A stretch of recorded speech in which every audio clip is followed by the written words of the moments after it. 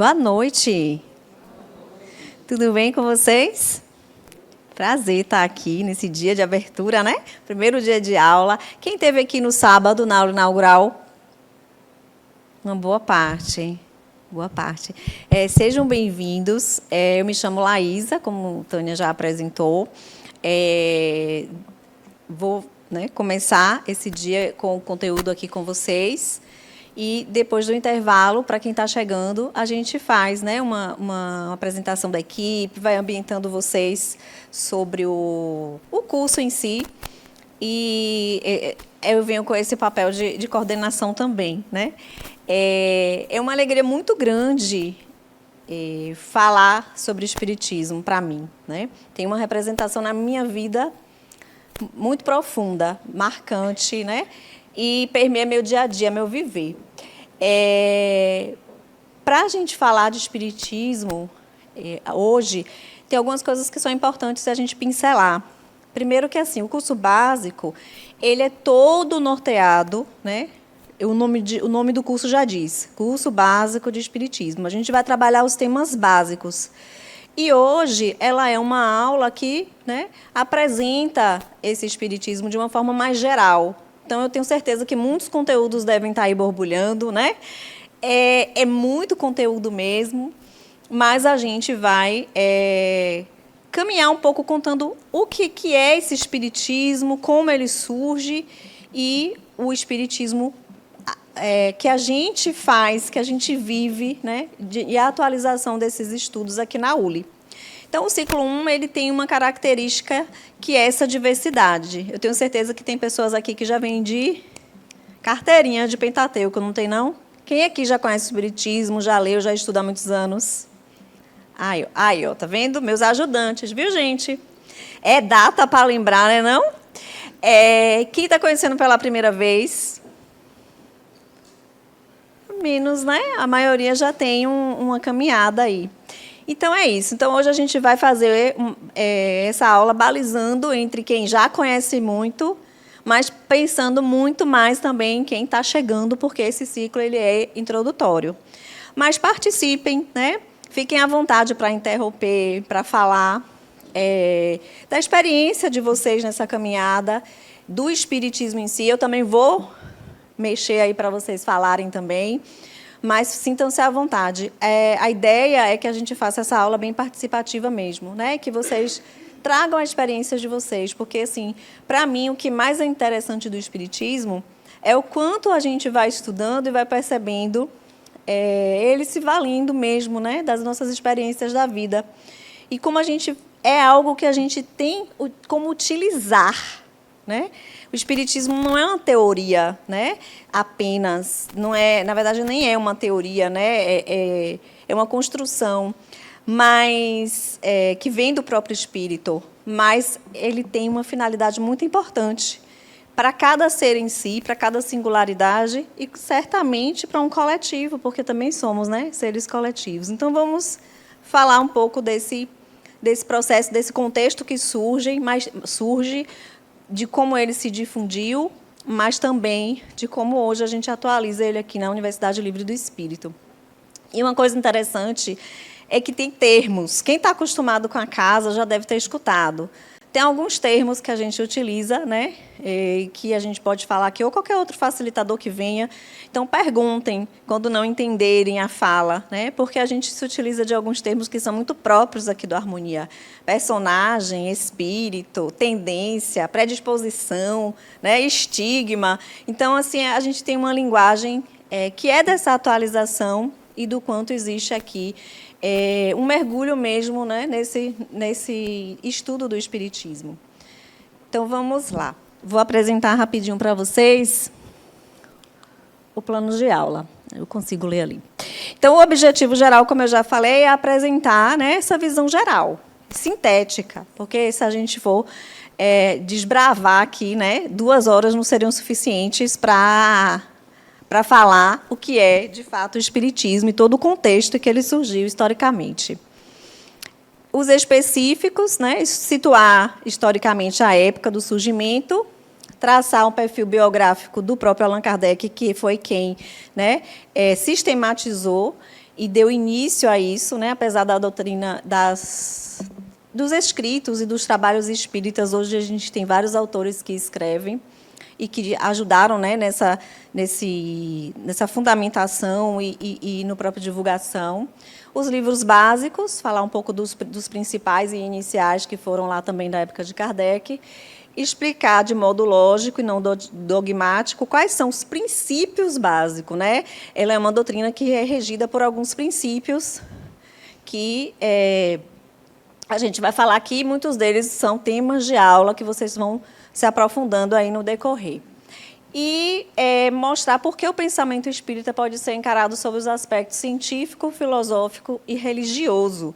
Porque a gente, apesar de, toda a divulgação do espiritismo, né, ele se firmar, se deu por esse aspecto religioso, foi quem estruturou e fez com que essa divulgação fosse muito grande, principalmente no Brasil. Mas a doutrina espírita ela tem esse tríplice aspecto aí que a gente vai entrar um pouquinho para explicar e entender o que é, né, o espiritismo enquanto conceito. Para começar, eu queria ouvir vocês. Para quem já estudou e para quem não estudou, né? Afinal, mesmo quem nunca ouviu falar, saiu de casa e pensou assim, vou estudar espiritismo, né? Tem alguma pontinha aí, né? De algo que chamou e fez, impulsionou. Para vocês, o que é o espiritismo? Um outro combinado para vocês que servem para essa e todas as nossas aulas. Nossas aulas, elas ficam gravadas e depois elas são publicadas no TV Harmonia, no canal TV Harmonia no YouTube. Então, por isso que a gente precisa dos microfones. Quando vocês forem perguntar, falar, as meninas são prontas, né? Como diz Luiz ontem, elas nem malham nesse dia, porque já malho aqui, para atender vocês. Então, quem for falar, só sinalizar que elas vão até vocês para vocês falarem aqui no microfone e aí ficar, né, com a continuidade na fala. Vamos lá? Quem começa? Sem brigar, gente. Não briguem, que vai dar tempo para todo mundo falar, né? Ali, você quer ver? Ele quer ver de novo, Tânia. E aí, o que é o espiritismo, gente? Uma doutrina, um estilo de vida. Resumiu. Uma doutrina, um estilo de vida. O que mais? Uma filosofia. Ciência. Uma ciência. O que mais? Aqui, Laís.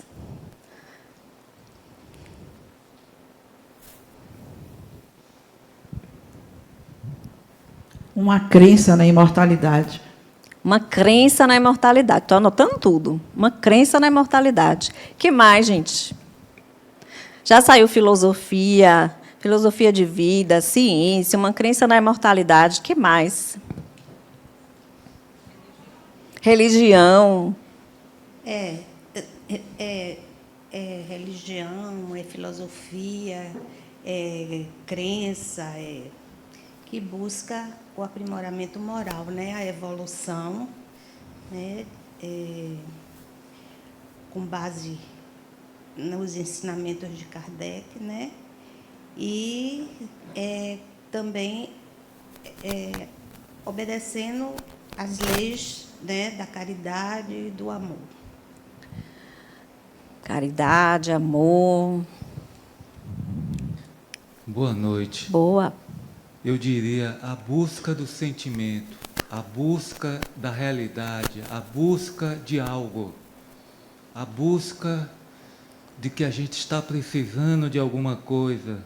Eu acho que o Espiritismo, uma doutrina filosófica, religiosa, mas a busca de sentir alguma coisa, a busca do desconhecido, a busca, a procura de alguma coisa que a gente precisa. Até mesmo o sentimento oculto, que todos nós somos sensitivos. Então, eu acho que estamos sempre buscando, sempre procurando. e querendo realizar, né? Muita gente quer a realização de algo, nem que vai lá buscar esse desconhecido, que talvez agora está ficando mais conhecido, mais estruturado, mais... As pessoas estão sabendo mais o que é o Espiritismo. Então, eu acho que a gente está aqui mais para buscar essa doutrina, esse saber, nem que seja filosófico, sociológico, mas que também a crença, como a colega falou, da religião, a crença da procura. Eu acho que o verbo é esse, é procurar, buscar. Seria um atributo, né? Alguém mais gostaria de falar? Não? Autoconhecimento. Aqui, Carla. Só complementando mesmo, todos já falaram, que a doutrina que vai falar, nos revelar que nós somos espíritos, né? Nós somos espíritos e que temos uma caminhada né, pela frente. Muito bom. Se todo mundo aqui falasse, ia falar algo que é da característica, sim, do Espiritismo, né? Tudo isso que foi dito aqui é algo que está, é fato na existência, no trabalho, no movimento espírita, naquilo que, no nosso coletivo, a gente entende como Espiritismo, né? Mas eu costumo dizer que a gente ainda nada no raso do que é essa revelação para a gente mesmo e para a gente na sociedade, a gente com o outro, né? É algo de muito profundo, né? Entender esse espírito, essa busca, essa revelação, vamos dizer assim, o aprofundar nisso, né? Na natureza dos fenômenos, da vida, é algo muito profundo. E estudar, trazer esse conhecimento, é sair, ao contrário do que vocês disseram, sair dessa crença. Porque ele é mais do que uma crença. O Espiritismo é mais do que uma crença. Ele é mais do que só uma racionalização de ideias, né?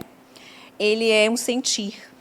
E, mais ainda, ele é um naturalizar da vida. Então, requer um passo mais à frente do que só conhecer e do que só acreditar. E a Uli vai convidar vocês o tempo inteiro para sair dessa crença, do acreditar, né? Eu acredito que eu sou um espírito. Eu acredito na reencarnação. Eu acredito que eu posso me autotransformar. E é o convite para que vocês digam assim, eu sou um espírito, eu reencarno, né? Porque faz toda a diferença você sair desse lugar de quem olha para o material, olha para o espírito com o olhar do material, mas é uma inversão de olhar. É você olhar para o material com o olhar do espírito que cada um aqui é, né? E a gente entendeu a profundidade do que é ser um espírito, do que é viver, do que é a vida, né? Do que é essa vida que a gente vive em lugares diferentes, dimensões diferentes. O que significa isso para o espírito, né? O que é... Como é que isso funciona e acontece de fato, né? Como é a natureza disso, desse eu que se forma e que vai evoluindo, agregando, aprendendo, melhorando, transformando a própria realidade. Como é essa relação desse espírito com esse material, de fato, né? Então, o espiritismo, ele apesar de quase 200 anos, né? Vamos dizer assim, das ideias desses princípios trazidos, a gente ainda pegou esse conhecimento, colocou num campo mais do religioso, do que do ciência, do que do filosofia, do que, né? E ainda está no raso de entender esse conhecimento, porque ficou muito ainda paralelo como apenas uma religião, talvez, né? Que eu frequento ou que eu me melhoro. Mas é muito mais, né? Então, a gente vai caminhar um pouquinho nesse contexto, do que é o espiritismo. Onde que eu botei o... Ah, no bolso, gente. Está atrapalhada, né? Desse contexto, para entender esse surgimento, e aí a gente volta um pouco para falar dessa atualização, né? Desse conhecimento. Então, assim, se a gente for pensar dentro de todos esses conceitos, como é que você pensa assim? Para que serve, né? O sapato serve para uma coisa, o óculos ali serve para uma coisa, mas para que serve esse espiritismo para vocês hoje? O que vocês acham? Qual é a função pessoal? Ou para o social, não sei. O que vocês acham que é?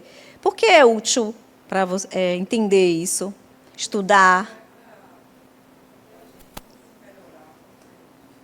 Para a gente se melhorar como ser humano.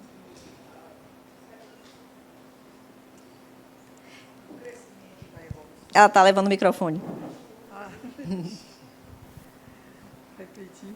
Eu penso que o objetivo desse estudo da gente é nos melhorarmos como seres humanos, melhorar a nossa humanidade aqui na Terra, né?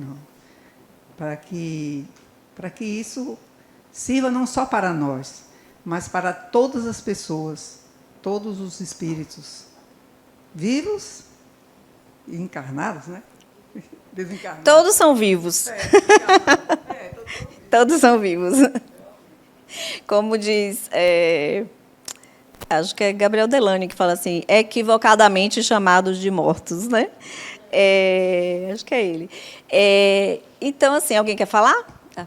Eu acho que, além disso, é também na evolução espiritual também, né? Eu acho que no livro que foi indicado, falava que a gente está aqui para vir reencarnar sempre para tentar buscar a perfeição, né? De Deus. Vamos trabalhar esses temas aí. Esses nomes, perfeição, evolução, né? Melhorar. Vamos entender um pouquinho disso aí. Alguém mais queria falar? Para mim é missão. Missão? Aqui. O lado de cá tá... A balança está assim, viu? O lado de cá fala, o lado de cá tá todo caladinho. Eu vi a Dinaue falando aqui, eu acho que é a busca do sentimento, procurar sentir. Procurar Como sentir. você falou, a crença, nós vamos aqui agora trabalhar nada de crença, é procurar sentir. E naturalizar. Ou seja, sentir o amor, sentir Deus. o espírito, sentir, porque aqui todos nós somos espíritos, né? Então eu acho que é o sentimento, sentir. Uhum. Mais alguém?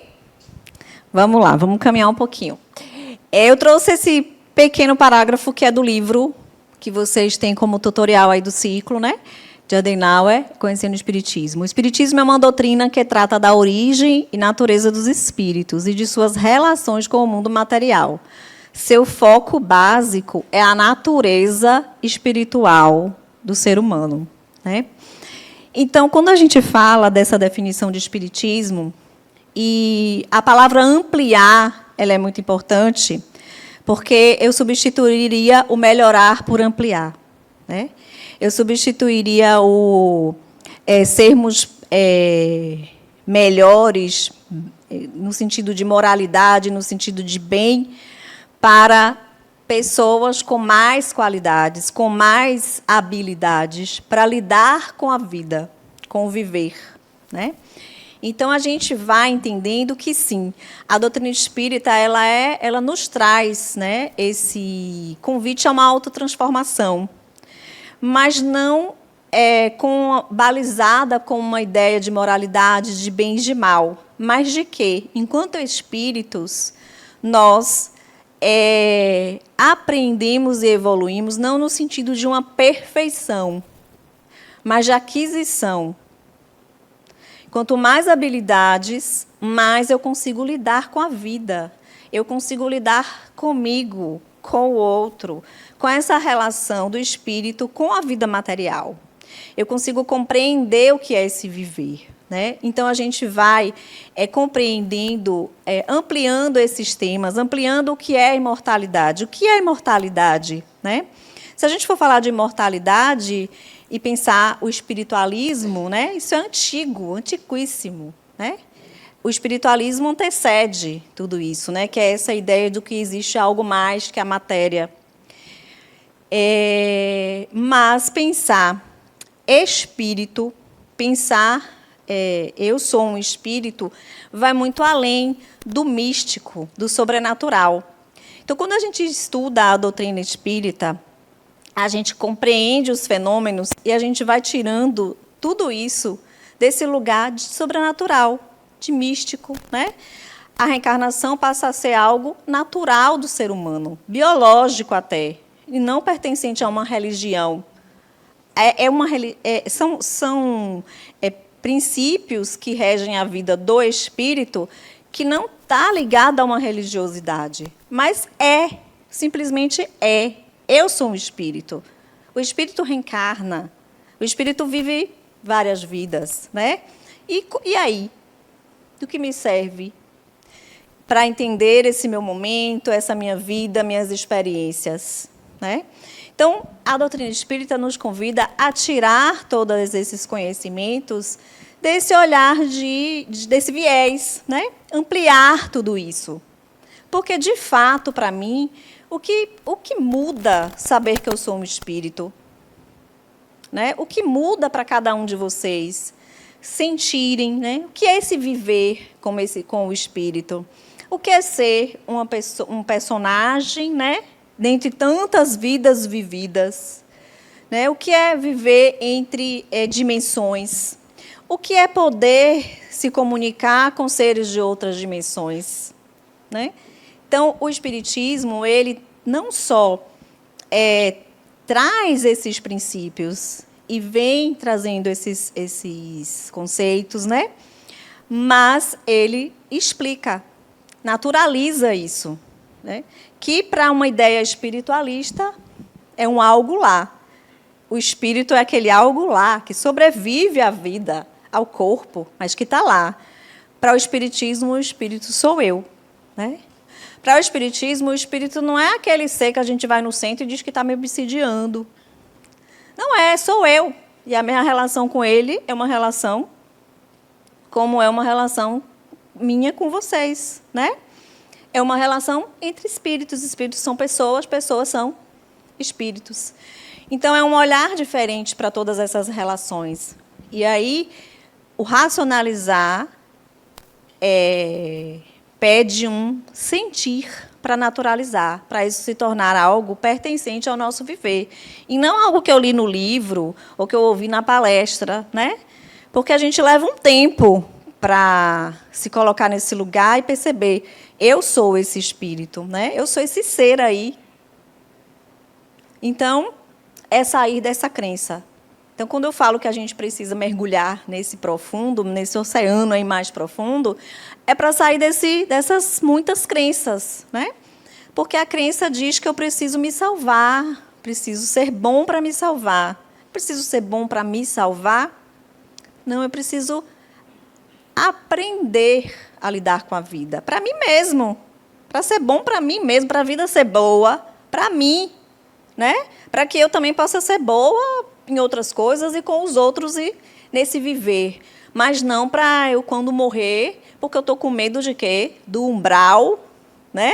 Eu vou fazer caridade porque eu estou com medo, porque eu não vou para o umbral. Mudou o quê? Né? O céu e o inferno. Umbral e nosso lar. Né?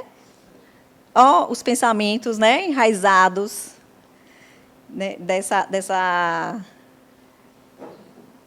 Desse oposto aí, desse polo de ir para o céu e ir para o inferno. Olha esse receio, olha esse medo, né?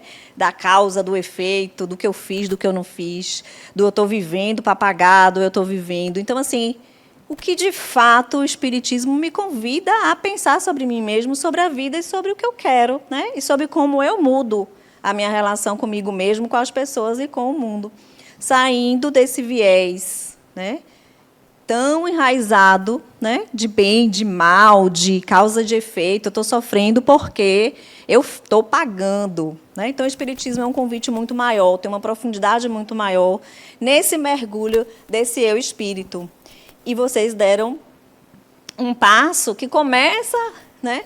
E vocês vão sempre ser convidados a refletir nesse sentido, de se colocarem, de entenderem a potencialidade de ser esse espírito que vocês são, né? O que é esse espírito na vida? Então, mergulhem na natureza espiritual do ser humano, né? Porque isso é inverter esse olhar, é começar a ver a vida como espírito, o que te acontece, como o espírito que você é, como o espírito que tem esse potencial.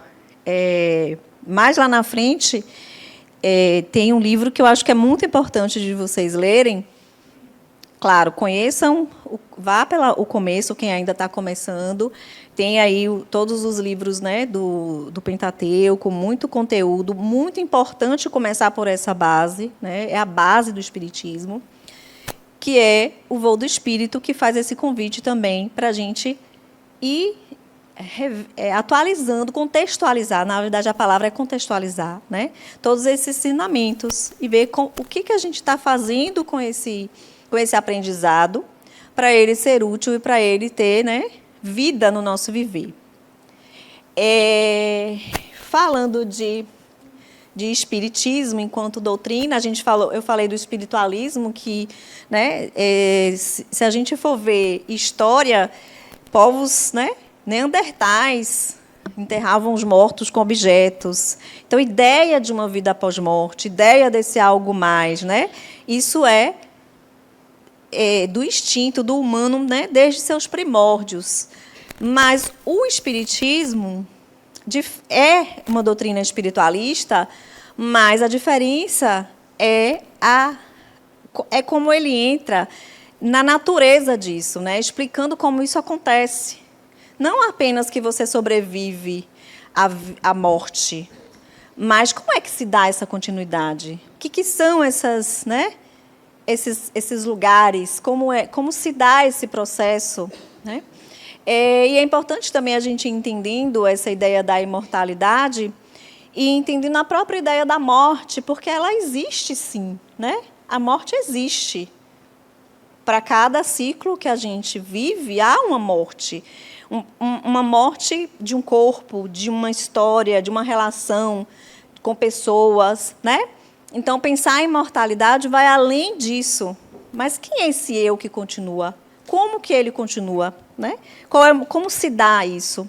Então, o Espiritismo entra nessa natureza e começa com todas as obras, mas vai se ampliando com os estudos da mediunidade, os livros de Chico Xavier, né, esclarecem muito sobre como é essa vida lá, e vai nos norteando também, e traz também, né, muitos ensinamentos nesse sentido. Né? E qual a importância da vida para o espírito, da matéria para o espírito? O Espiritismo esclarece sobre como é essa relação do espírito com a matéria. Como se dá, como o espírito lida com essa matéria. Porque, se a gente for pensar, a gente não consegue conceber o espírito sem a matéria. É através dela que ele interage no mundo material, né? É através da matéria que a gente reconhece o espírito. Mas aí a gente inverteu a ordem, tomou a matéria como algo que sobrepõe a esse espírito. E é o contrário, é o espírito que impulsiona a matéria. É o espírito que movimenta essa matéria, que impulsiona e constrói essa realidade. Então, é um convite para a gente inverter. Se perceba o espírito vivendo, se perceba o espírito realizando, né? Construindo, modificando a própria matéria e a própria realidade. Então, o Espiritismo faz isso, né?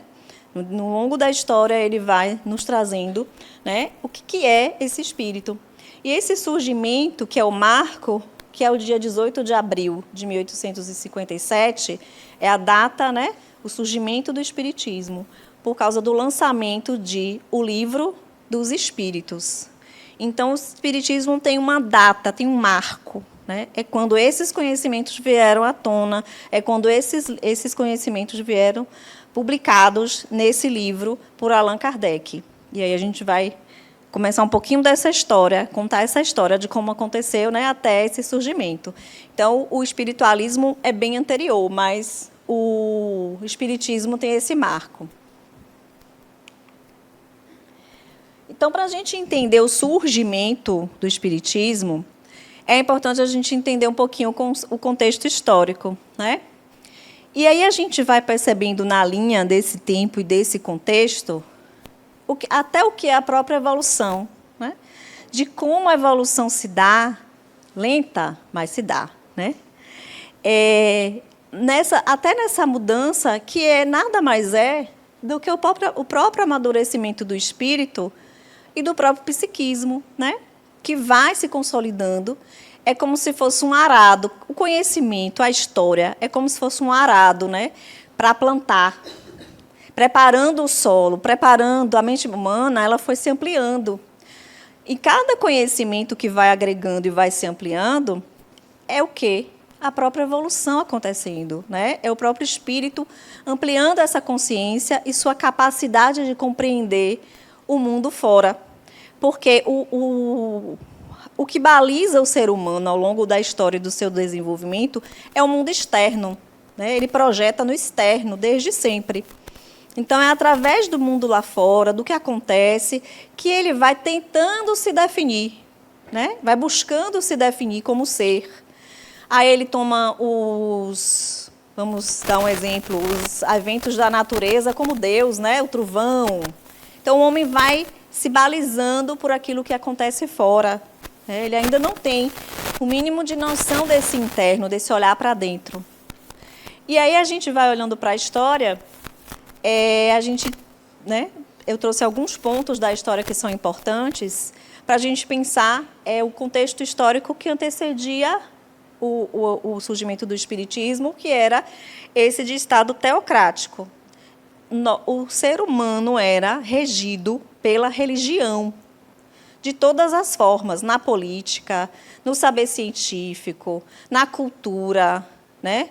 Tudo tinha que passar pelo crivo do religioso, né? Era o Estado teocrático. Então, a vida era dirigida, a verdade era ditada pela religião. E assim era, né, a sociedade. Aí surge um movimento chamado racionalismo, que foi quando René Descartes ele veio com essa frase, né?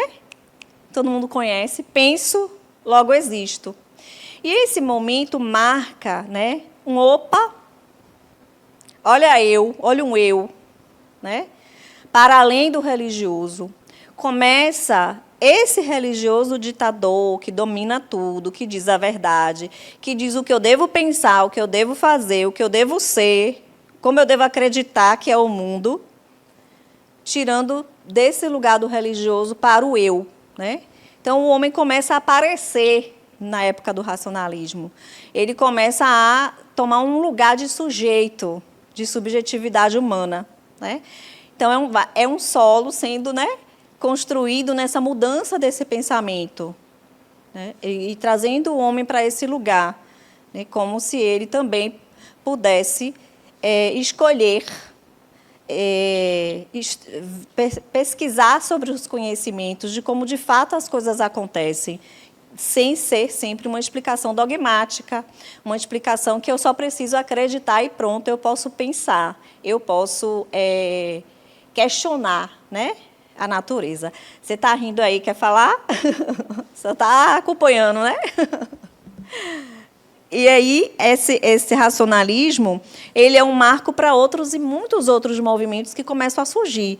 Se a gente ficar aqui, a gente vai ficar uma noite de história falando, né? De tantos movimentos que surgem, Renascimento, Reforma Protestante, tantos desses que vêm nessa questão do ser humano buscando o seu lugar em detrimento dessa imposição religiosa.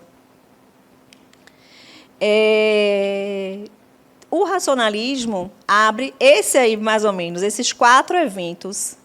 Eles são assim pontos principais que é o movimento assim da época que também embasa o próprio espiritismo, o surgimento do próprio espiritismo, né? Porque eles vão, na medida que eles vão, são todos movimentos materialistas, não tem nada a ver com espiritualidade ou religião, mas eles vão abrindo a mente do momento, da época, né? Surgindo outros movimentos para esse entendimento do ser humano sobre si mesmo, né?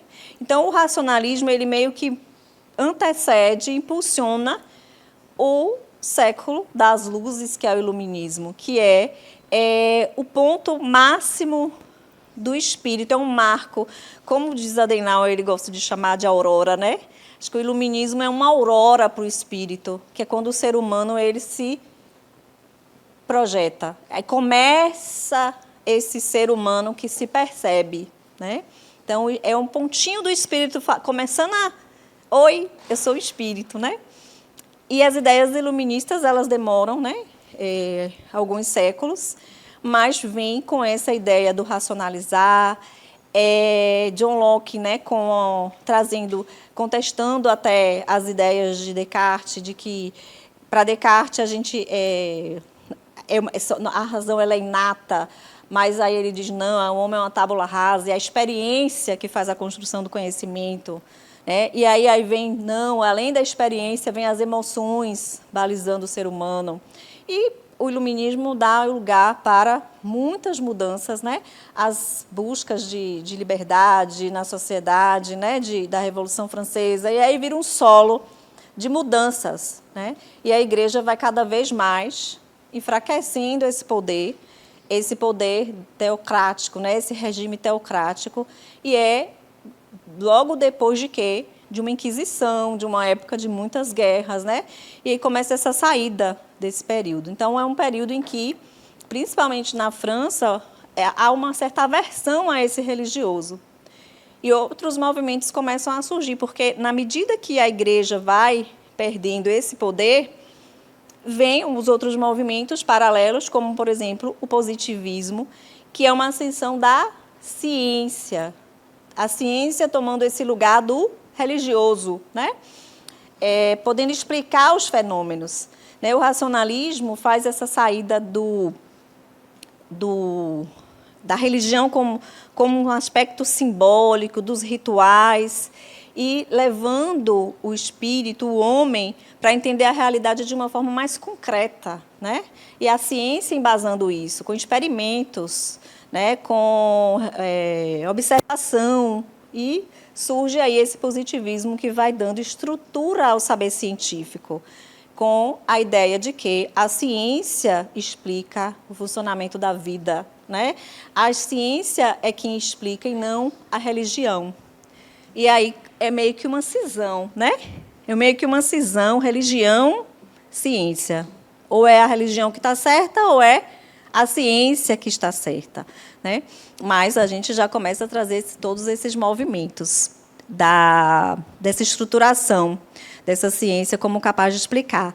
E aí vem todos esses movimentos, né? Essa ideia mecanicista do funcionamento do ser humano como máquinas previsíveis, né? Capaz da gente determinar. E o início também de um estudo de quê? Do psíquico.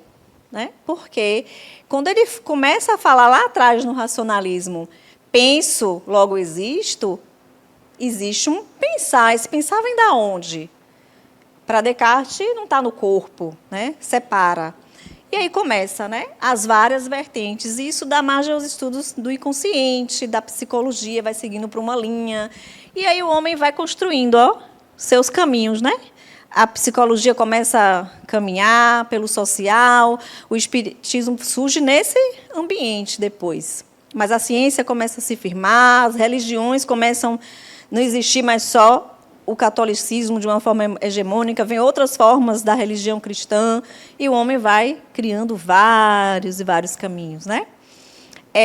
Nessa época também existe o lançamento do Manifesto Comunista, né? Então, que também é algo para convidar o homem a buscar esse pensamento crítico, sem ser limitado pela Igreja, a pensar, né? Com essas ideias de Karl Marx e Engels. E também o evolucionismo, de Charles Darwin, porque as ideias evolucionistas, que são as ideias mais aceitas até hoje, né, de evolução, vocês vão ver isso na aula 4, diz assim, o homem não veio do barro, né? Não fomos criados prontos, seres prontos. existe a hereditariedade, a evolução passada entre as espécies, o homem é fruto de um processo de evolução, né? Então, contra totalmente a gênese mosaica, a gênese bíblica. Então, a gente começa... O caldeirão começa... É um ferver, né, não? Esse caldeirão... O espiritismo surge aí, no meio desse caldeirão de ideias, fervendo, da ciência se estruturando, o espírito se estruturando, porque surgem também o quê? O homem, os utensílios que tornam a gente capaz de perceber o universo, de perceber para além. Porque vai abrindo a mente, vai abrindo, né? O universo vai se abrindo aí, de possibilidades de entendimento, vai mudando todo um conhecimento. E se a gente for navegar aqui em cada mudança, né? Está na física, na filosofia, em vários aspectos aí. Mas é interessante como parece que desmembra o ser humano, né? E o espiritismo busca esse entendimento e acaba mostrando para a gente que nada mais é do que tudo uma coisa só. Né? Porque é a mente, a gente é o espírito, a gente é um espírito que usa uma mente e a gente encarna no corpo. Tem matéria? Tem. Tem ciência? Né? A ciência pode mostrar até onde vai. A ciência ela mostra a matéria, mas uma coisa não exclui a outra. Então, a gente só separa o tempo todo, mas o espiritismo faz unir tudo isso. Né? E o entendimento do espiritismo faz a gente perceber que a matéria e o espírito são complementares, né? E que os dois evoluem juntos, sendo que essa força que proporciona e que impulsiona essa evolução é o quê? O espírito. Né? A matéria não evolui, e aí a gente evolui porque a matéria evoluiu. Nós evoluímos e a gente produz, né? A gente impulsiona essa matéria também a evoluir. Então, é nesse contexto que surge o espiritismo lá pelo século XVIII. Alguém quer falar? Vocês ficaram tão caladinhos.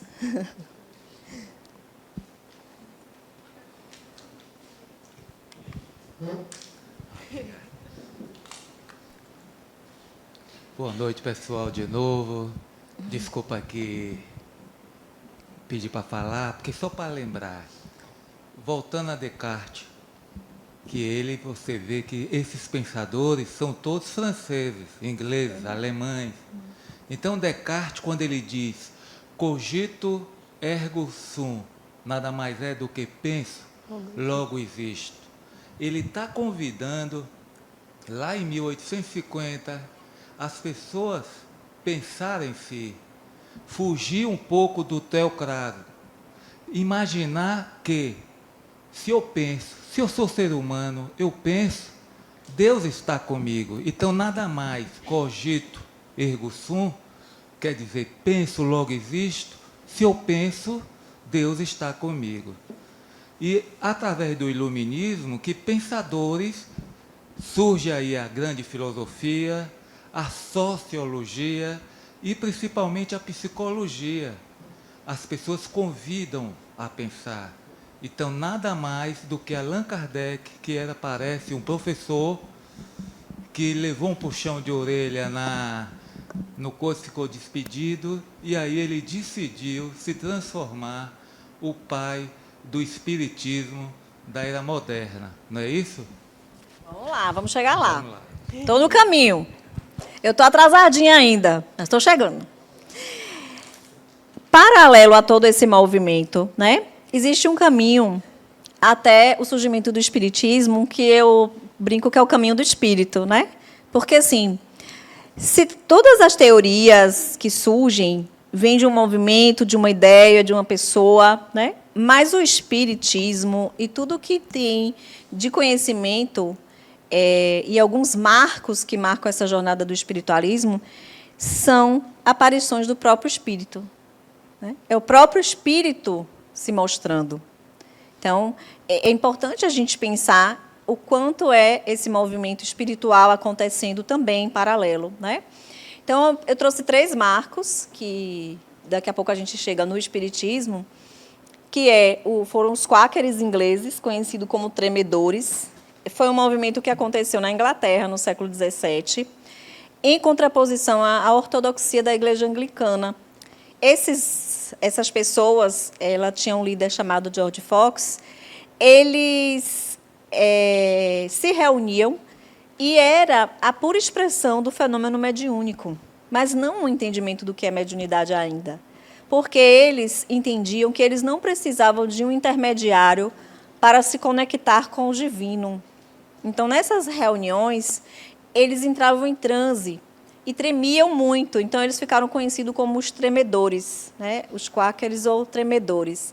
Então, já era indícios de mediunidade, né? Já é o espírito se mostrando ali. E espíritos, né? Pessoas de uma época, já indo, né, contra esse regime, esse poder do clero, esse poder do religioso sobre as pessoas, de que eles tinham o contato com o divino. Não, para eles, não. Eu posso ter um contato direto com o divino. Então, é a evolução do espírito se manifestando, né? Apesar de não ter ainda, nessa época, esse olhar, como o espiritismo depois se aprofundou nos processos da mediunidade. Eles chamavam, né, esses eventos como se fossem comunicações do Espírito Santo. E esses quáqueres, eles se mudaram da Inglaterra para os Estados Unidos, levaram esse movimento também para os Estados Unidos e fundaram, hoje, onde é o estado da Pensilvânia. É Pensilvânia, gente? Não. É Pensilvânia? É porque eu troco com o nome de um desenho, vocês vão rir de mim. Hã? É Pensilvânia mesmo. É porque tem um desenho que é Hotel Transilvânia, aí eu confundo Transilvânia com Pensilvânia. Olha eu contando minhas maluquices. Mas é sério, sempre que eu vou falar, eu tenho que pensar, senão eu falo o nome do desenho. Então, assim, o espírito fazendo o seu caminho, né, dizendo, ó eu. Né? E aí, um segundo que ficou muito conhecido, que é o marco do espiritualismo moderno, foi o fenômeno que aconteceu na cidade no condado de Nova York, na cidade de Hydesville. Já ouviram falar? Das Irmãs Fox? Todo mundo que conhece o espiritismo conhece as Irmãs Fox, né? Nessa cidade, uma família se mudou para uma casa e nasce aí uma linguagem, porque a tipologia, porque as crianças começaram a ouvir barulho, eram 3 irmãs. 2 se envolveram mais, né, que foi a Catherine e a Margaret, mas eram 3. Elas começaram a ouvir barulhos na casa e começaram a interagir com essas pancadas. Elas percebiam que, quando elas batiam também, devolviam. E elas foram criando uma linguagem de sinais com essas pancadas, né? Conversando com essas pancadas, do tipo, o sim bate uma vez, tipo que a gente inventou aí depois, né? A gente copiou as Irmãs Fox. 2 pancadas é um não. E elas foram conversando com esse movimento. E aí eu pergunto para vocês, se começar uma batida na casa de vocês hoje, vocês vão fazer o quê? Quem sai correndo aí? Levanta a mão. Quem pergunta? Quem está aí? Hã? Bota o quê? Bota a venda? A casa? Vende a casa. Quem pergunta o que é que você quer? O que é que você está querendo aqui? Quem encara? Eu estou achando que todo mundo sai correndo, viu? Ninguém saiu correndo, ninguém perguntou. Estou achando que todo mundo sai correndo, não quer falar, né, não? Brincadeiras à parte. Então, foi assim que surgiu, né? E ficou famoso na época. Isso se divulgou e é um marco do espiritualismo. Elas começaram a fazer mais e mais perguntas, criaram até um alfabeto. Surgiram palavras, depois frases, né? E elas faziam perguntas triviais. Quantas pessoas moram aqui na casa? Aí, pam, pam, pam, pam. Quantas irmãs nós somos? Aí tem até uma história interessante, que bateu 4 vezes e elas são 3. Só que aí depois a mãe contou que perdeu uma das irmãs, né? Um filho, ela perdeu ao nascer. Então, assim, coisas curiosas que foram acontecendo. E ele se identificou. Então, esse espírito que se comunicava com elas pelas pancadas se identificou, disse o nome dele, Charles Rosner. Ele era como é que vende coisas? Mascate. Ele era um mascate. E ele foi morto por um casal anterior que morou ali naquela casa, enterrado na casa. Então, isso gerou... Pense aí, se fosse hoje, ia estar no WhatsApp, no Instagram, em tudo quanto é lugar. Mas isso viralizou, digamos assim. E aí, quando essa casa foi demolida, não encontrou, tocaram o chão da casa. E, na verdade, ela não foi demolida, ela foi escavada. E não encontraram nada, e várias, né? As coisas trazendo, era invenção das meninas e tal. Só que aí resolveram demolir a casa e encontrar esse esqueleto entre uma parede falsa e outra. Então, o esqueleto estava na parede, fizeram uma parede falsa. Então, assim, isso foi um marco do espiritualismo. E o mais importante, gente, é a gente pensar assim, é mais do que um espírito que surge e diz e sobrevive. É um espírito que é uma época em que se entende o quê? O espírito não só sobrevive, ele lembra, ele tem memória, né? Ele sabe quem ele foi, o que ele viveu, ele é uma personalidade ali, né? Não é só um sobreviver, algo mais permanece, né? Essa lembrança é vívida, existe um algo mais. Esse espírito se comunica, né? Ele se relaciona, ele está aqui por quê? Ele tem propósitos, né? Então, é um marco, né, nessa busca desse entendimento também. Por que esse espírito, né? E aí vai se ampliando essa ideia do que é sobreviver a um corpo, né? Então, dá margem a muitos outros estudos também. O outro é o fenômeno das mesas girantes, que acontece entre é o que dá, né, embasamento para o surgimento mesmo do espiritismo, está ligado diretamente ao espiritismo, que foi entre 1853 até 1857 que Kardec fez esses estudos, né? Mas o que foi o fenômeno das mesas girantes? As mesas, Paris, uma cidade, né, dos eventos, a cidade das noites, as mesas começaram a girar nos salões e virou um evento comum. Depois dos eventos, as pessoas ficavam e iam fazer perguntas para essas mesas, né? Mas eram assim, coisas triviais, frivolidades. Com que eu vou casar, era tudo muito frívolo, né? Brincadeiras mesmo. Se fosse hoje, né? A gente ia perguntar o quê para essas mesas? Eu vou casar, meu amor vai aparecer, né? Na época era assim. Então, eram essas perguntas, né, mais triviais, frívolas. E Kardec, ele teve contato uma certa vez, mas não deu muita atenção. Ele, na época, já estudava, já tinha interesse por magnetismo, mas, no primeiro contato, ele não se interessou, achou que fosse mais uma, né, coisas sem muito sentido. Mas, numa segunda oportunidade, a convite de um amigo, ele parou e observou o fenômeno. E ele viu que realmente não tinha... A mesa tinha uma independência, a mesa tinha uma certa inteligência, porque ela tinha eloquência no que ela respondia, e a curiosidade bateu aí nesse momento, né? O interesse nesse momento bateu em entender o que estava acontecendo ali. E daí ele começou a fazer uns encontros, mas de uma forma mais séria, com perguntas, né, elaboradas. Ele começou a elaborar as próprias perguntas. E daí ele foi sistematizando tudo isso. E foram anos, né, de estudo e compilando. Claro que não foi com mesa, porque, no decorrer do tempo, ele foi entendendo que as pessoas tinham, umas que tinham mais propensão. Ele foi entendendo que algumas pessoas não precisavam da mesa, né? Ele foi entendendo que, se vocês olharem lá nos livros dos médiuns, tinha uma época que amarrava a cesta na caneta, porque ainda achava que precisava da mesa. Faziam mesas pequenininhas para poder, né? Porque ainda pensava-se que era o objeto em si que precisava. Até ir entendendo que uma mão escrevia, que uma pessoa falava, né? Tinha a comunicação, né? A psicofonia. Então, tudo isso foi surgindo dali, dessas experimentações. E ele foi reconhecendo pessoas, médiums, né? Em vários locais. E o que ele fez? Para ter uma universalidade, ele fazia uma pergunta e mandava para vários lugares, para vários médiuns diferentes. A primeira pergunta, a pergunta número 1 do Livro dos Espíritos, qual é?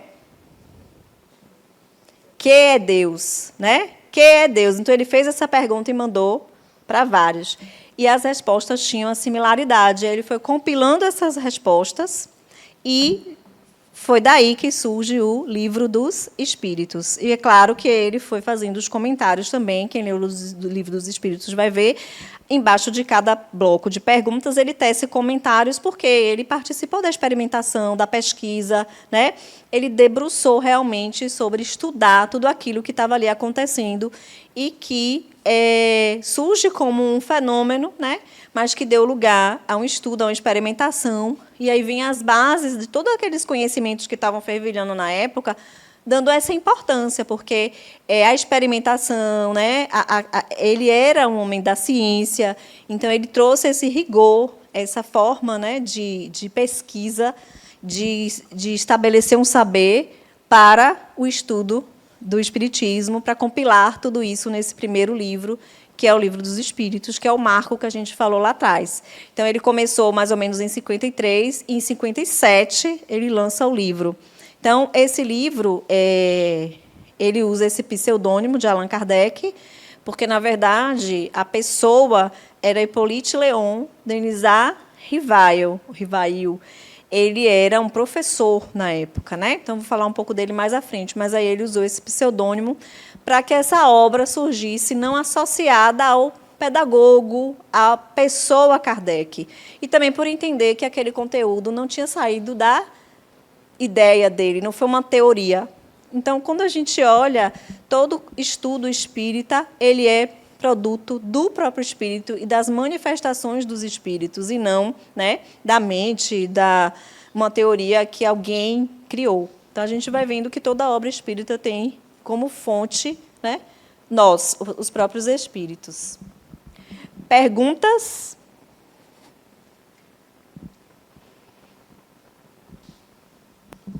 Vou beber água enquanto o microfone chega.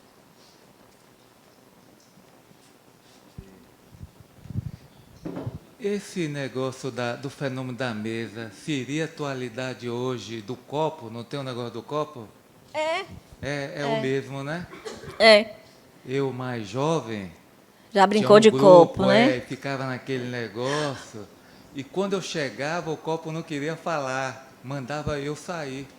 Olha. E ele foi terrível, porque ele falou assim, que uma prima ia sofrer um acidente, ela sofreu, que a mãe de outro ia morrer, ocorreu isso, porque ela estava doente de câncer, né? Isso foi em 88 para 90. E o negócio do copo, e eu era o único que não queria participar, que achava que aquilo ali não era uma brincadeira normal, né? Mas falando de casa, eu tenho uma proposta aqui para todos vocês, para ficarem com medo ou então para saber. Vocês sabiam que o Shopping Barra era um cemitério dos índios e dos negros tempos atrás? Por isso, quando eu entro lá, eu acho bom. É bom. É tanto que eu perguntei lá, eu gosto muito do shopping, né? Aí eu pergunto lá o segurança de noite, você ouve alguma coisa? O que é que você sente? Aí depois eu digo da resposta que aquilo era um cemitério. Quer assustar, né? Todos eles falam que aquela parte nova, conhece ali o shopping, a parte nova ali do futebol, sim, onde é que faz evento. Diz que de noite acontece coisa. Em todo lugar de noite acontece coisa. Mas aqui também acontece. Mas é um bate-porta, é isso, é assado, que eles não querem trabalhar de noite. Está explicado aqui, é um cemitério. Manda todo mundo vir para a ULI, naturalizar o processo, né? E fazer investigação científica. Exato, mas a investigação científica é porque quando fizeram o Shopping Barra, não fizeram trabalho arqueológico. E, de fato, lá tem, do século XIX, que lá foi um quilombo e lá foi uma aldeia dos índios, primeiro os índios, né? Depois os quilombos chegaram no Brasil e começaram a enterrar seus entes ali. Aí então, me faz lembrar da Adenauer. Que a Adenauer disse que ele era engenheiro, né, da Caixa. Aí ele disse que quando ele ia para um terreno para avaliar alguma coisa, que os engenheiros começavam a medir, fazer não sei o quê, e ele assim, o que será que viveu aqui? O que será que foi esse lugar? Quantas pessoas viveram aqui? Boa noite. Oi, Lucas. Oi, Laisa. Meu nome é Lucas. Boa noite, pessoal. Só uma dúvida que ficou. porque quando eu soube dessa situação das mesas girantes, foi uma movimentação espírita da época que quis trazer para a sociedade em si, mostrar que a vida não era apenas material. Me corrija se eu estiver errado. Não era espírita. Não, esse O movimento espírita espiritismo não era... surgiu depois disso. Certo, mas esse movimento espírita que eu digo, que começou com as irmãs Fox ali, com aquelas batidas... Que também as não era mesas espírita ainda.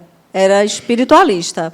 Esse Era... movimento não era causado por espíritos? Sim, mas Isso. ainda não existia espiritismo nessa época, então não era espírita. Entendeu?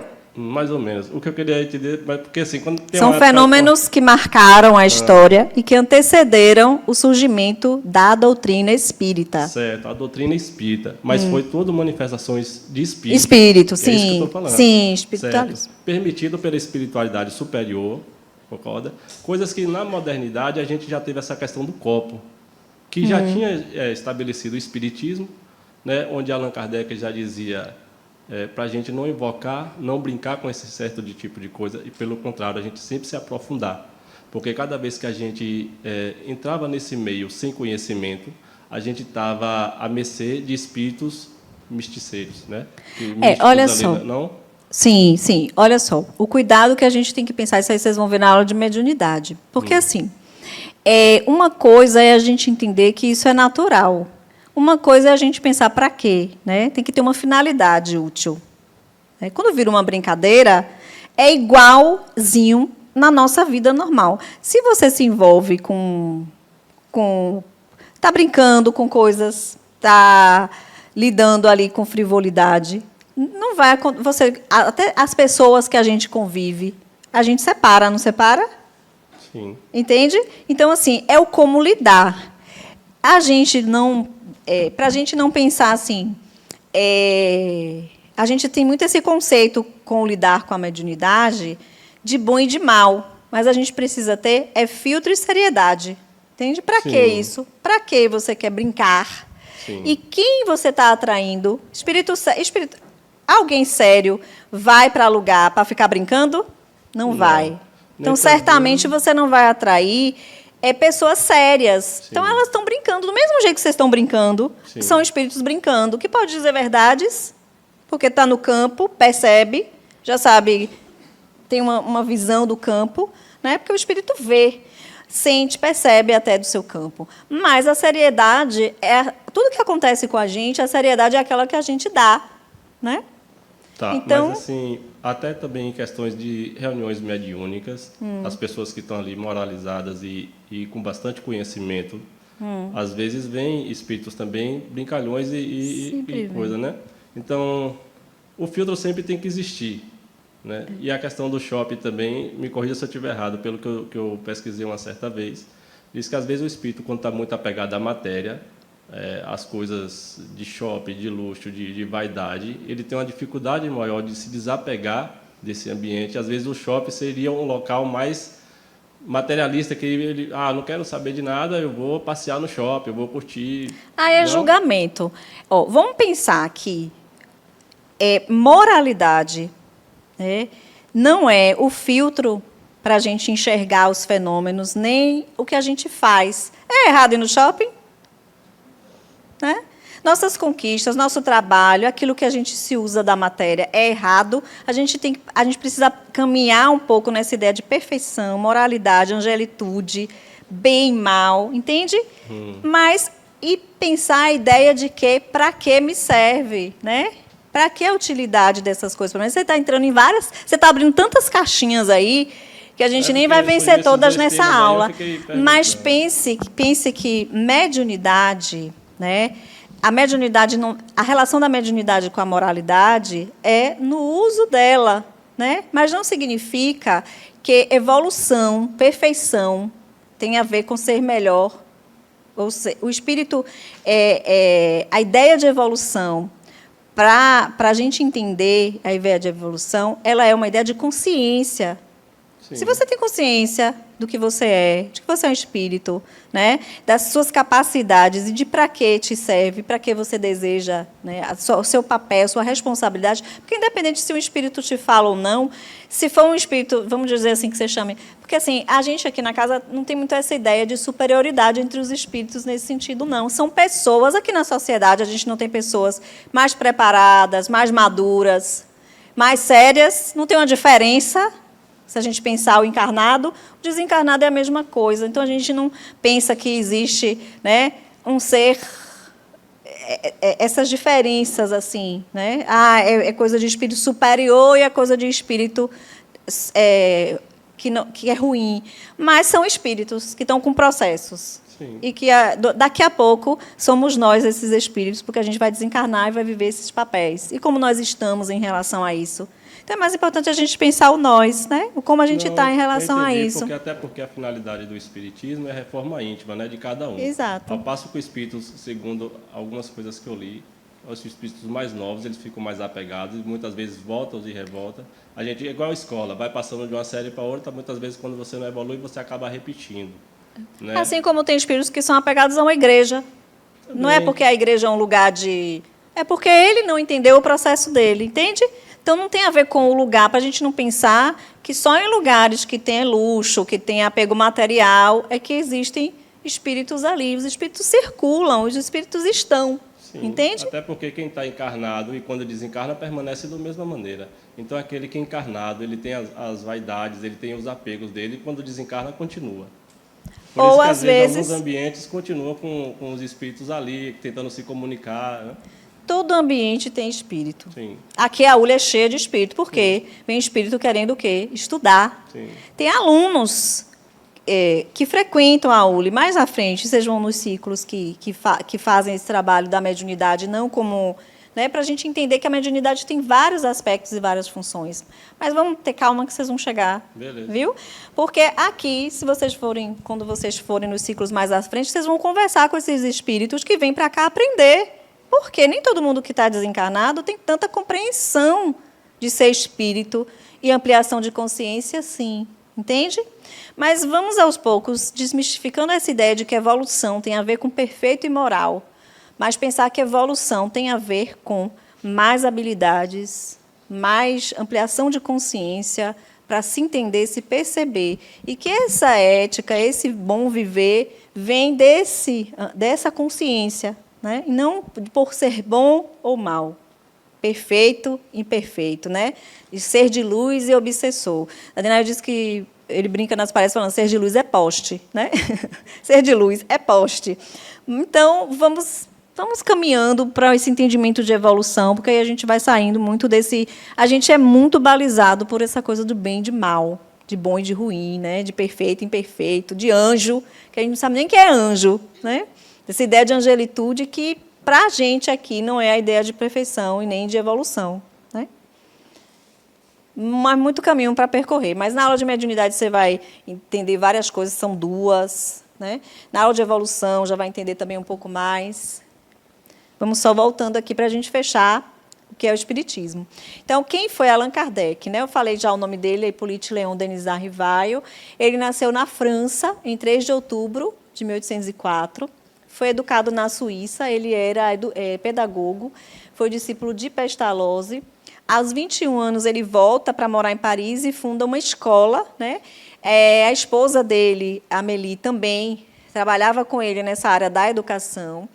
Ele sabia falar várias línguas, então ele traduzia muitas obras. Também tem livros publicados, gramática, né? Então ele era um educador. E como ele tinha essa carreira como educador, ele preferiu usar um outro nome, que foi sugerido por um espírito, que foi um nome dele em uma encarnação anterior, Allan Kardec. Então ele usou esse pseudônimo em toda a obra que ele, né, sistematizou, digamos assim, porque ele sempre fala que o conhecimento ali não vem dele, vem dos espíritos, apesar dele ter um papel fundamental nisso, né? Porque a experiência dele, a seriedade, o saber científico e toda a capacidade de perceber e de sistematizar todos os fenômenos ali, né? Foi do próprio a gente deve a esse professor, a esse homem dessa área do saber.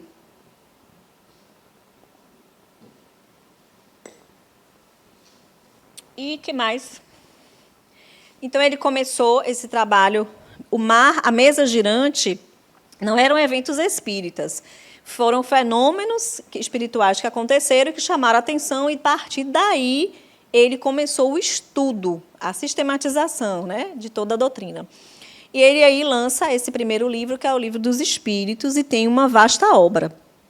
Vamos falar aqui dos primeiros livros publicados, né, que é o Livro dos Espíritos e o Livro dos Médiuns em segundo. O Livro dos Espíritos, como eu já falei, ele fala da base filosófica da doutrina, né, vai esclarecendo sobre o que é Deus, sobre a vida, como se dá esses ciclos da vida, a evolução, né, é a base filosófica aí da doutrina espírita.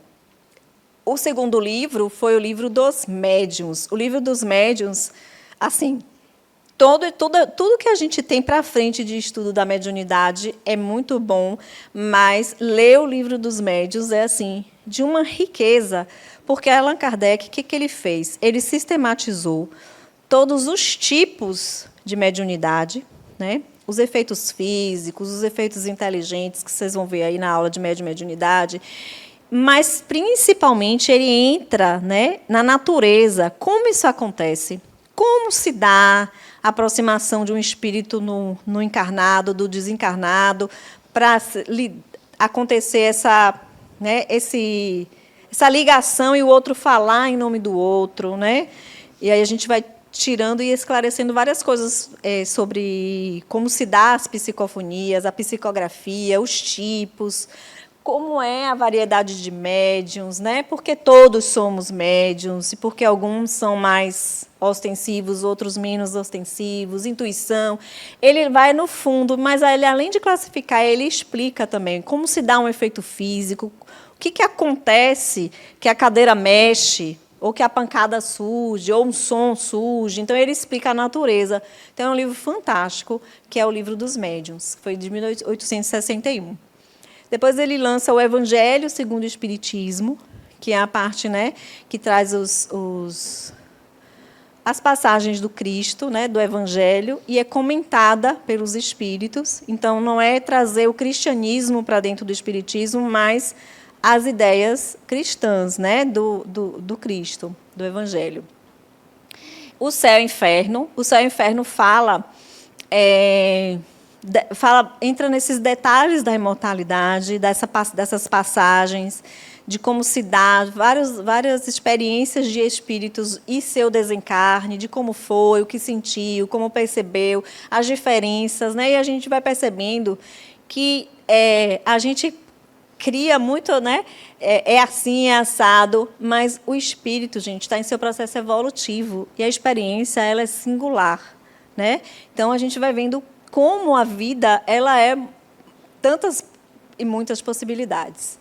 O Céu e Inferno, que é esse que eu falei, e o último, a dessa do Pentateuco, é a Gênese, que fala dos milagres, da formação.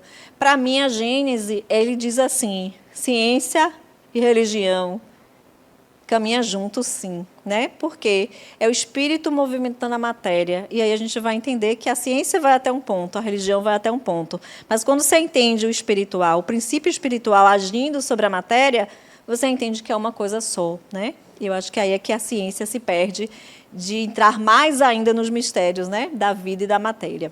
Além desses 5 livros, Kardec tem o livro que é o Espiritismo, publicado depois da morte dele, Obras Póstumas.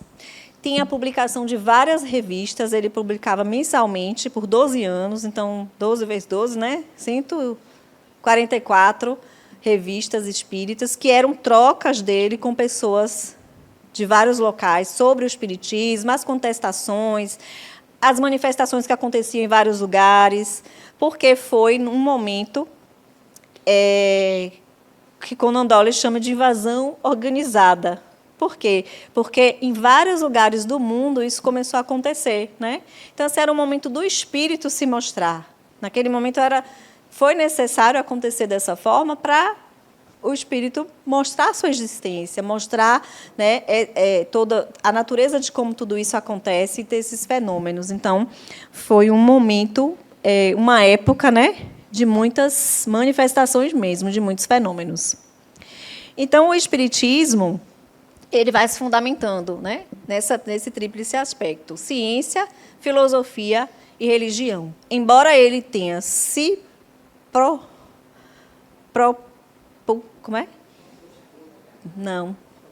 propagado.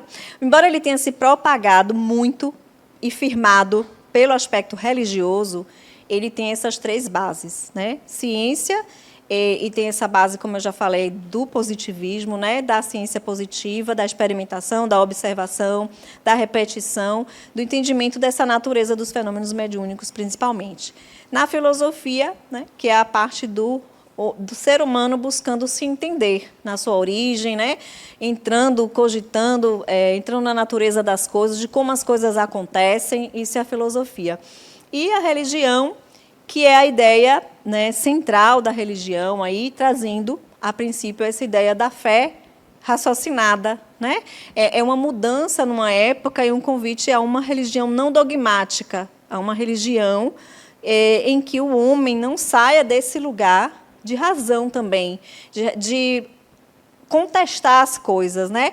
E é muito interessante porque, assim, tem duas falas de Kardec que eu gosto muito. Uma é quando ele diz assim, o espiritismo anda no ar e projeta e se propaga pela força mesma das coisas, porque é algo que está na natureza.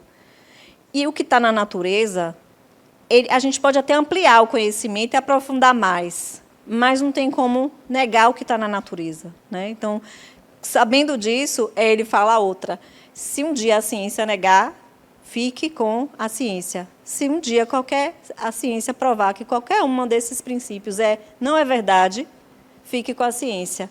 E nesses anos todos, né, na verdade, a ciência está cada vez mais se aprofundando e chega no seu limite, né, que é o não aceitar, o não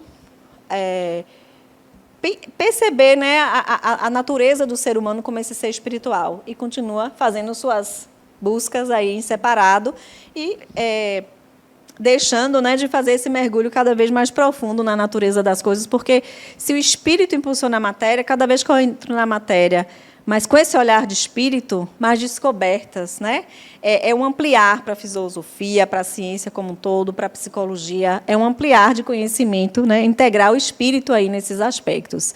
Mas a ciência ainda caminha, né, de forma muito lenta em relação a isso, se a gente for pensar o quanto de material a gente tem no campo do religioso, digamos assim, né? Que foi dando esteio a essa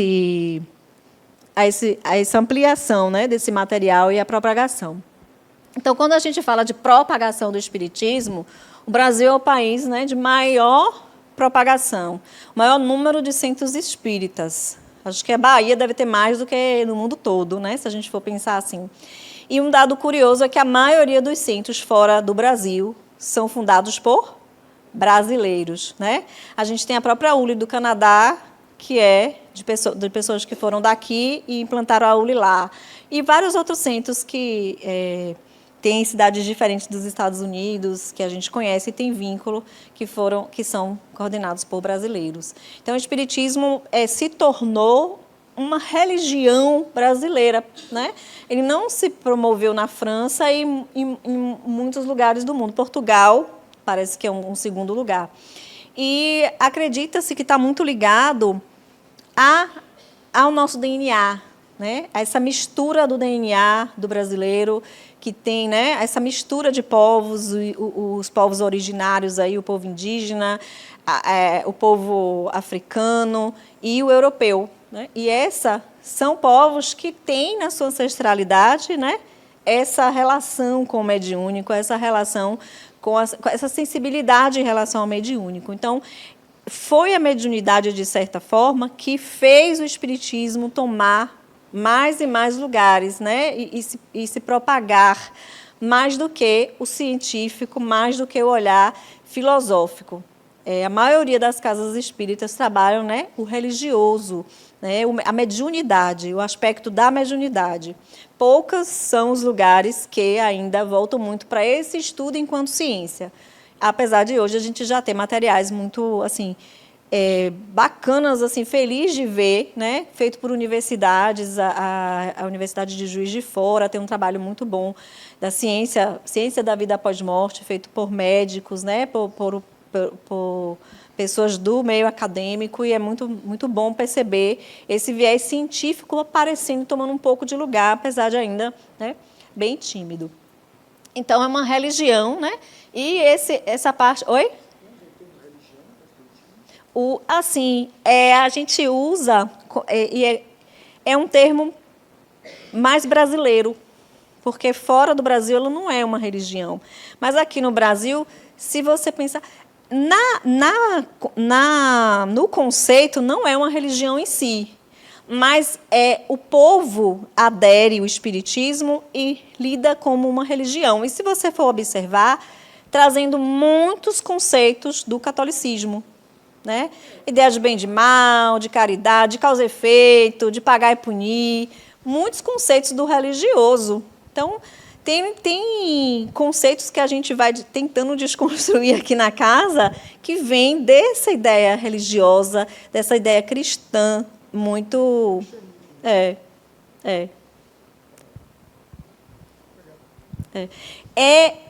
essa, né?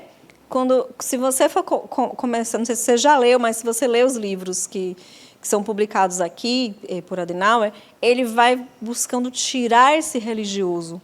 Não para a gente negar a religião ou Deus, mas para a gente entender que o espírito, a reencarnação, a mediunidade, ser vista sem esse misticismo, sem esse viés de algo sagrado, mas algo natural. E naturalizar passa por conhecer, sentir e naturalizar, né? Mas o que firmou o espiritismo foi esse aspecto mais religioso. Esse lugar que eu vou para me salvar, para ser melhor, para ser bom, para me tratar de um mal, né? De um obsessor. Então, ainda é o maior. E a grande propagação também, a gente tem que falar o nome, né? Chico Xavier, o fenômeno Chico Xavier, mais de 400 livros, né? Ele começou a publicar numa linguagem, porque, assim, o espiritismo, todos os livros em francês, quem tinha acesso? Elite, né? Veio para o Brasil, mas quem tinha acesso era quem falava francês.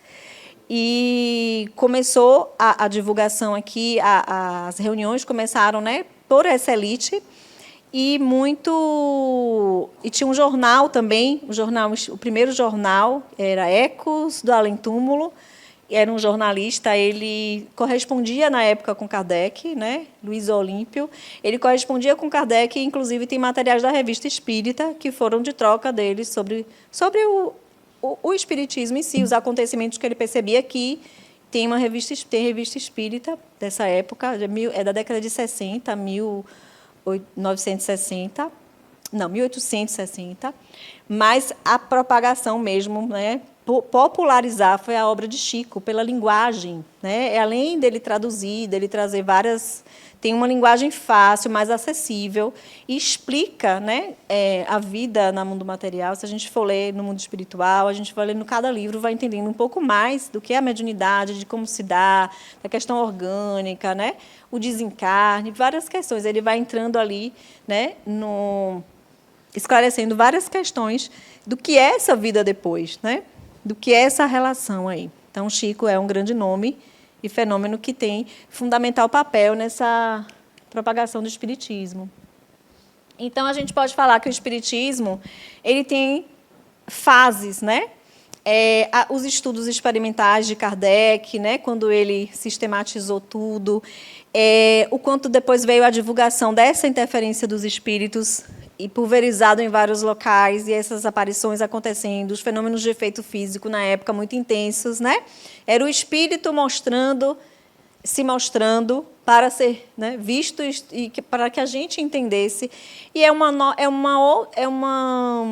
outra é uma ampliação da mente humana que está preparada naquele momento para ir recebendo, né, essas informações também. A gente tem que pensar como um processo de evolução. Aí tem a vinda para o Brasil, como eu falei, foi no final do século XIX, a popularização, consolidação, porque no livro dos médiuns, Kardec começa assim, há espíritos, né? Então, é uma época de você comprovar, de você provar a existência do espírito. Hoje, a gente não está mais nesse lugar. Alguém aqui precisa de comprovação? Alguém aqui ainda precisa comprovar algo em relação a isso, né? Então, o espiritismo entra numa outra época, que é essa época dessa atualização, mas no sentido da gente viver isso que a gente entende e percebe, né?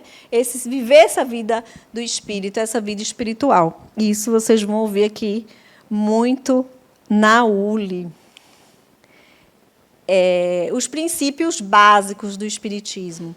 Então, a gente tem esses princípios aí, que a gente vai trabalhar muito em cada aula, né? A existência de Deus, mas o que é Deus para o espiritismo, né? É um Deus causa. A gente vai entender que o que é diferente entender esse Deus causa de um Deus que pune, de um Deus que salva. Já vou dar até uns spoilers da aula que vem para vocês irem pensando. Que Deus é o meu Deus?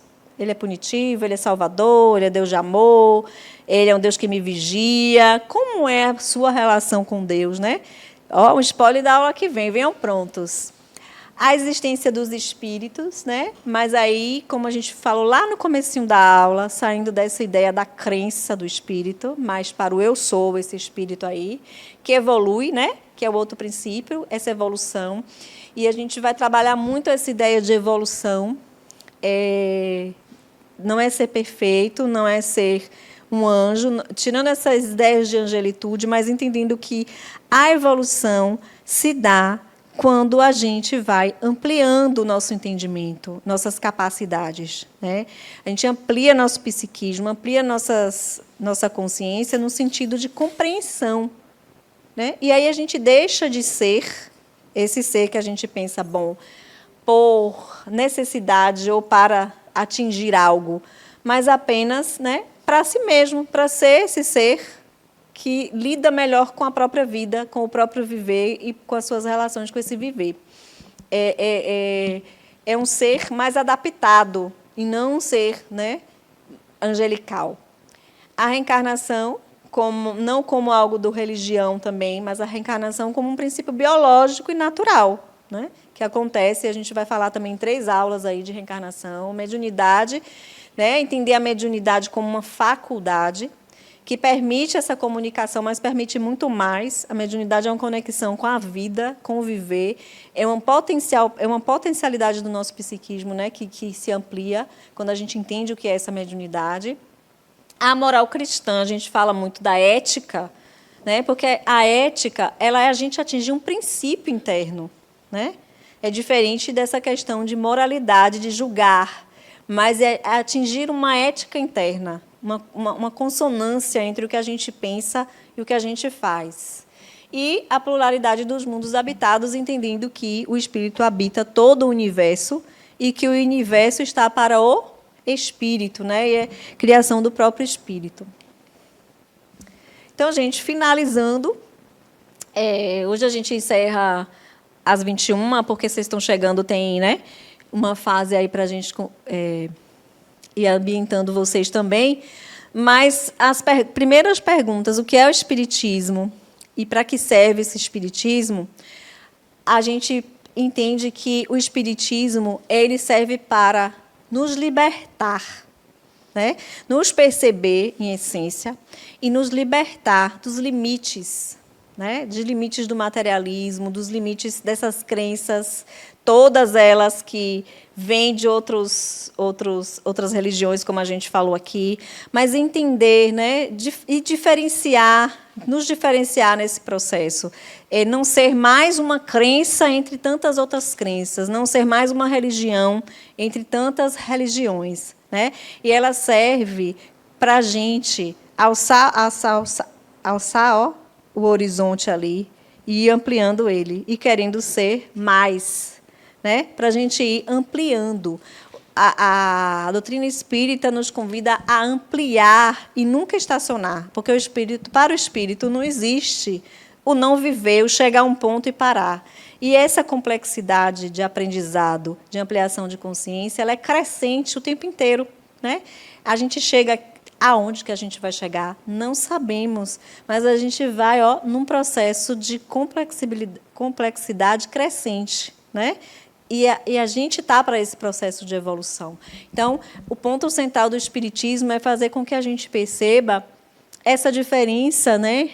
Entenda a imortalidade, mas entenda que existe um eu que continua, né? Quem é esse eu? O que difere na minha vida ser esse eu que continua? E essa afirmação, né? E ter essa compreensão, mais uma afirmação de que eu sou um espírito. Não existem espíritos mais para comprovar a existência dos espíritos. Não existem espíritos porque eu vou num centro e vejo a manifestação, mas é essa afirmação, né, de que eu sou um espírito. E a compreensão disso, naturalizar isso, sentir isso, faz toda a diferença e é de uma profundidade muito complexa. Não é só uma coisa, né, que a gente muda e compreende e naturaliza e circula aqui no sangue, né, com tanta facilidade assim. É um processo, mas ele começa quando a gente vai aprofundando nesses estudos e no entendimento, contestando, racionalizando, sentindo, sobretudo, né, porque aí naturaliza e fica natural do nosso viver e fica próprio, né, nessa conexão de que nós somos esse ser em essência, tá bom? Então, encerro aqui a parte de conteúdo, se alguém quiser ainda fazer alguma pergunta.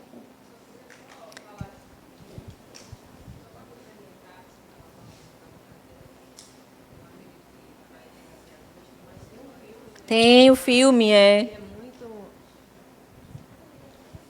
Sobre o filme, e você falando aí, eu fui me reportando, e a gente não pode esquecer que, para Kardec, naquela época, foi muito difícil, né? Os cientistas foram contra, né, o homem da ciência.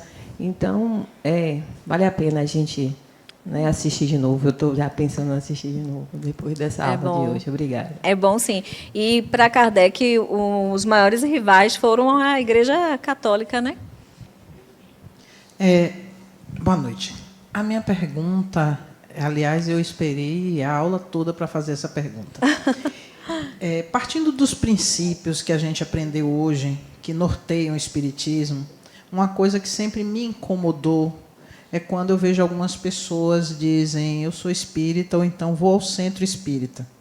E depois, conversando, eu descubro que esse centro espírita tem um caboclo de alguma coisa e eu descubro que não é bem um centro espírita, é um centro de umbanda. E aí eu pergunto, olha, gente, eu não estou querendo declarar uma guerra religiosa, é só para entender, certo? Como é que a gente se identifica como espírita? Existe algum conflito com essa apropriação do nome espírita e centro espírita? E existe variante do espiritismo para que justifique que eles se identifiquem como centro espírita e espíritas? Bom, é muito profunda aí. Acho que na aula 20 a gente vai falar sobre isso. Mas, para ser centro espírita, pressupõe, norteados pelos ensinamentos e sistematização de Allan Kardec, para ser espírita. Mas não existe uma regulamentação, tipo, alguém abrir uma casa espírita, vai algum órgão fiscalizar. Então, isso existe muito preconceito até, né, nessa mistura do... assim, eu não vejo como uma grande preocupação nesse sentido de... Porque, assim, cada religião e cada casa tem seu aspecto. Mas, para ser falar assim, como muita gente fala, eu sou espírita kardecista, isso é redundante. Porque todo espírita é kardecista. Mas essa variação existe e não existe um órgão que controle isso para ir lá regulamentar um centro. O que regulamenta um centro? Entende? Como uma religião católica que tem, né, órgão, entidade, uma coisa que fiscaliza, que controla. Não existe. Então, assim, eu acho que a gente tem que pensar o seguinte: o que eu busco, onde aquilo me atende e o que eu me... Porque, assim, cada religião, né, tem... Aqui nessa casa não tem preconceito nenhum. Por exemplo, tem um pessoal, a Dana até falou na aula inaugural, quem estava aqui ouviu. A gente tive até com eles essa semana, na quinta-feira, no domingo, na reunião. É um centro de Umbanda em São Paulo que está implantando a ULI. Entende? Qual é o objetivo desse lugar? Eu acho que a gente se identifica com a proposta do lugar. E aí, a gente fica ou não, né? E como tem centros de Umbanda de diferentes, né, que seguem coisas diferentes do candomblé, e aí gera um grande preconceito, mas toda religião tem sua essência, né? E eu acho que a gente tem que pesquisar o que é cada religião e se encontrar ali. Porque tem lugares sérios de todos os tipos e de todas as religiões, e tem lugares, né, que desviam, porque ser humano é ser humano e tem ser humano em todo lugar, né? Então, saímos do julgamento e entendemos que toda religião tem sua seriedade, tem seus princípios, e aí eu acho que o importante é a gente pesquisar. Se eu identifico com o candomblé, com a Umbanda, com o espiritismo, com o catolicismo, pesquisar o que é de fato aquela religião e ver se o lugar que eu frequento tem uma seriedade, tem aquilo que eu busco, né? E me preenche, e me responde até, e me identifica. Vamos lá, gente? Senão a gente não termina. A última, viu? Senão o povo já vai... Não sei nem como não tem ninguém aqui me tomando o microfone. Não, eu só gostaria... Bora, equipe. Laísa, boa noite. Eu só gostaria de acrescentar o nome de Divaldo Franco nesse histórico que você fez, né, do espiritismo aqui no Brasil, sim. Contemporâneo de Chico Xavier, né, que acabou sendo um grande também orador mundo afora e incentivou a abertura de vários centros, né? Sim, sim, sim. Então, o espiritismo, ele não é uma religião que tem... como eu falei aqui, fiscalizadores, nem fundadores, né? Mas tem muitos nomes e sérios, né? Então, muita casa espírita, e a gente percebe no livro eu acho que é no Evangelho, que fala assim, como você reconhece o bom espírita? Pela obra, né? Então, olha a obra, olha o que está acontecendo naquele lugar. Tem muitos nomes, né? Eu falei o marco maior ali, que foi Chico, né? E que representa muito, mas tem muitos. Aqui em Salvador tem vários, né? Tem Medrado, tem o próprio Djalma Argolo também, que publicou vários livros, o próprio Adenal. Então, são muitos nomes, sim. Gente, o povo aqui vai me pegar. É rapidinho, viu? Rapidinho. Eu queria perguntar justamente o que a colega perguntou. Era só isso. Mas eu quero parabenizar vocês, porque eu tenho perda auditiva, ouvi muito bem, e só é um toque para falar justamente assim, como você está falando. E na hora da bancada, aquela plantação ali, como é que chama aquela planta ornamentada? Está atrapalhando? Atrapalha porque eu sou mais de fazer a leitura labial. Ah, certo. Embora eu estou aqui, mas eu faço mais a leitura. Entendi. Quando alguém está lá na mesa. E como ali eu não consigo, sentado eu não consigo. Vou dar a dica para o pessoal da mesa. Mas, voltando ao espiritismo, eu diria que nós somos espírita. Enquanto o que você citou é Umbanda, o outro é católico.